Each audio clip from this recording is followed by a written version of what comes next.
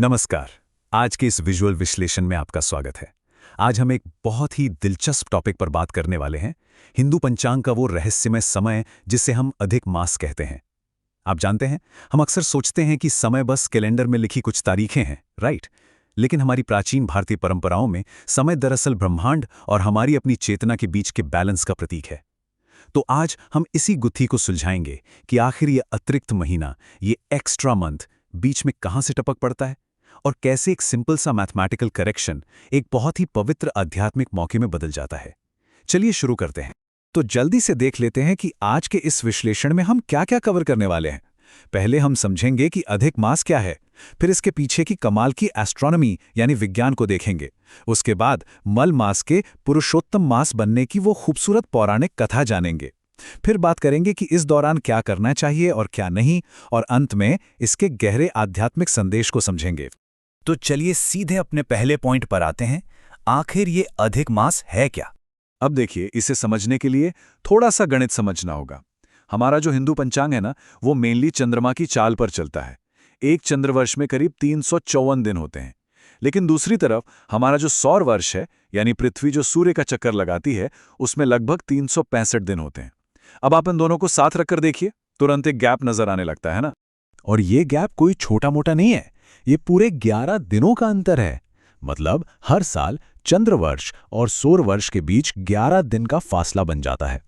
अब जरा सोचकर देखिए, अगर हम इस अंतर को ऐसे ही छोड़ दें, इग्नोर कर दें, तो कुछ सालों में हमारा पूरा टाइम कैलकुलेशन कितना गड़बड़ हो जाएगा। लेकिन हमारे प्राचीन खगोल शास्त्रियों ने इसका बड़ा ही सटीक उपाय निकाला। होता क्या है कि ये 11-11 दिन हर साल जुड़ते जाते हैं और लगभग 2.5 से 3 साल के बाद, अगर एकदम सटीक कहूं तो 32 महीने और 16 दिन के बाद, ये जमा हुए दिन एक पूरे महीने के बराबर हो जाते हैं। और बस इसी एक्स्ट्रा महीने को पंचांग में जोड़ दिया जाता है ताकि सब कुछ वापस से सिंक में आ जाए। इसी को हम अधिक मास कहते हैं।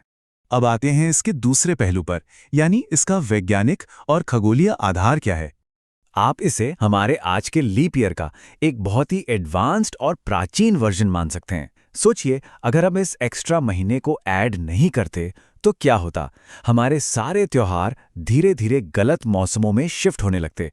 मतलब जो फसल कटाई के त्योहार हैं, वो अपनी सही ऋतु से बिल्कुल अलग हो जाते। इससे हमारी खेती, मौसम और जो भी सामाजिक उत्सव हैं, उनका पूरा बैलेंस ही बिगड़ जाता। तो ये खगोलीय व्यवस्था बेसिकली ये श्योर करती है कि चंद्र और सौर ऊर्जा हमेशा एक परफेक्ट तालमेल में रहें। खैर, ये तो हो गया विज्ञान। अब चलते हैं कहानी के उस दिलचस्प हिस्से पर जहां मल मास बन गया पुरुषोत्तम मास। अब आप सोच रहे होंगे कि भाई, जब इस महीने ने इतने बड़े साइंटिफिक प्रॉब्लम को सॉल्व किया, तो शुरुआत में इसे मल मास यानी एक तरह से अपवित्र महीना क्यों कहा जाता था? तो इसका कारण ये था कि इस एक्स्ट्रा महीने में कोई सूर्य संक्रांति नहीं होती। मतलब सूर्य एक राशि से दूसरी राशि में गोचर नहीं करता, और इसी वजह से इसे दुनियादारी के शुभ कामों के लिए अनलकी मान लिया गया और लोगों ने इसका एक तरह से मजाक उड़ाना शुरू कर दिया। पुरानी कथाओं के मुताबिक जब दुनिया ने इस महीने को इस तरह से ठुकरा दिया तो वो बहुत दुखी हुआ। बेचारा एक्स्ट्रा महीना। तब उसने ब्रह्मांड का बैलेंस बनाए रखने वाले भगवान विष्णु की शरण ली और उनसे प्रार्थना की। कहते हैं कि भगवान विष्णु उसकी इस सच्ची भक्ति से इतने खुश हुए कि उन्होंने इस महीने का स्टेटस बाकी सभी महीनों से ऊपर उठाने का फैसला कर लिया। और पता है उन्होंने क्या किया? भगवान विष्णु ने अपना खुद का सर्वोच्च नाम पुरुषोत्तम इस महीने को दे दिया। पुरुषोत्तम यानी पुरुषों में श्रेष्ठ, सबसे ऊंची चेतना। अपना नाम देकर उन्होंने समय के एक ऐसे हिस्से को, जिसे सबने रिजेक्ट कर दिया था, पंचांग के सबसे ऊंचे और आध्यात्मिक महीने में बदल दिया। क्या कमाल की बात है ना? अब जब ये महीना इतना खास है, तो चलिए बात करते हैं कि इस दौरान हमें क्या करना चाहिए और किन चीजों से बचना चाहिए। चूंकि ये पूरा महीना भगवान विष्णु को समर्पित है, इसलिए ये समय बाहरी दुनिया की भागदौड़ से हटकर अपने भीतर झांकने का है। इस दौरान विष्णु जी की पूजा, तुलसी पूजन, भगवत गीता और भागवत का पाठ करना, एकादशी का व्रत रखना और ध्यान लगाना, ये सब बहुत ही फलदायी माना जाता है। और हाँ, दान का तो बहुत ही खास महत्व है। जरूरतमंदों को पानी, खाना, कपड़े देना और गौ सेवा करना, ये आत्मशुद्धि के सबसे बेहतरीन तरीके बताए गए हैं। लेकिन दूसरी तरफ कुछ ऐसे बड़े सांसारिक काम हैं जिन्हें इस दौरान बिल्कुल अवॉइड करना चाहिए, जैसे शादियां, गृह प्रवेश, कोई बहुत बड़ी नई खरीदारी करना या बड़े बड़े फंक्शंस होस्ट करना। अब इसके पीछे का लॉजिक सिंपल है। मकसद ये है कि हमारा सारा ध्यान बाहरी दिखावे से हटे और हम पूरी तरह से अपनी इंटरनल या आध्यात्मिक ग्रोथ पर फोकस कर सकें। तो अब आते हैं हमारे अंतिम भाग पर, इसका आध्यात्मिक संदेश क्या है, और साथ ही हमारे आज के प्रायोजक के बारे में भी बात करेंगे। अगर हम पुरुषोत्तम मास की पूरी कहानी का निचोड़ निकालें तो वो ये है, जिस चीज को दुनिया बेकार या अनवांटेड समझकर छोड़ देती है, ईश्वर उसे भी भक्ति और इंटरनल रिफ्लेक्शन के जरिए सबसे ऊंचा मुकाम दे सकते हैं।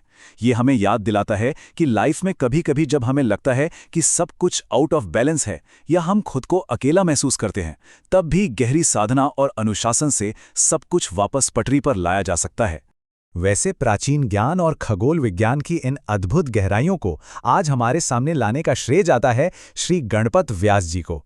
अगर आपको विज्ञान, दर्शन और सनातन ज्ञान के ऐसे ही कमाल के कॉम्बिनेशन को और भी एक्सप्लोर करना है, तो मैं आपको हाईली रेकमेंड करूंगा कि आप lifedevote.com पर जरूर जाएं और उनके प्लेटफॉर्म को सब्सक्राइब करें।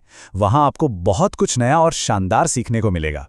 तो आज के इस विश्लेषण को हम एक विचार के साथ खत्म करते हैं। अगर समय सिर्फ एक कैलेंडर नहीं बल्कि चेतना का एक फ्लो है, तो ब्रह्मांड ने आपको जो ये एक्स्ट्रा समय दिया है, उसका इस्तेमाल आप अपने भीतर के ब्रह्मांड को संतुलित करने के लिए कैसे करेंगे? इस सवाल पर जरूर सोचिएगा। हमारे साथ इस सफर में जुड़ने के लिए आपका बहुत बहुत धन्यवाद।